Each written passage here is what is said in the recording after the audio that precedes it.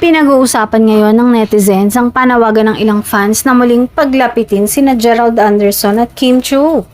Ito'y matapos dagsain ng komento ang latest Instagram post ni Gerald kung saan makikitang masaya nitong ini-enjoy ang kanyang single era. Hindi naman lingid sa marami na kasalukuyang single si Gerald matapos ang kanyang paghihiwalay kay Julia Barreto. Ayon pa sa ilang observation, ito na raw ang isa sa pinakamahabang panahon na wala sa relasyon ng aktor. Kaya naman mas napapansin ng publiko ang kanyang personal na buhay ngayon. Sa naturang Instagram post, ibinahagi ni Gerald ang ilang larawan mula sa kanyang bakasyon sa sarili niyang resort sa Zambales.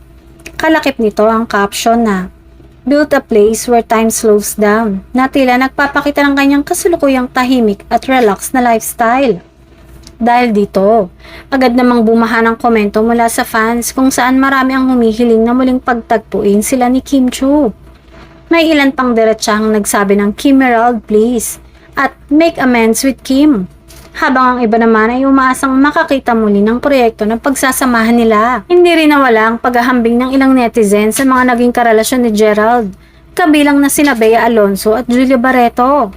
May mga nagsabing mas blooming umano ang aktor noong mga panahong nasa relasyon nito at pinuri rin ang pag-aalaga sa kanya ng kanyang mga dating karelasyon.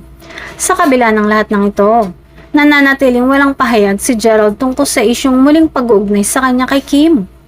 Sa ngayon ay mas pinipili ng aktor ang manahimik at mamuhay ng may kasamang pag-enjoy sa kanyang personal na space. Habang patuloy namang umaasa ang fans sa posibilidad ng muling pagbabalik ng tambalang Kim Emerald.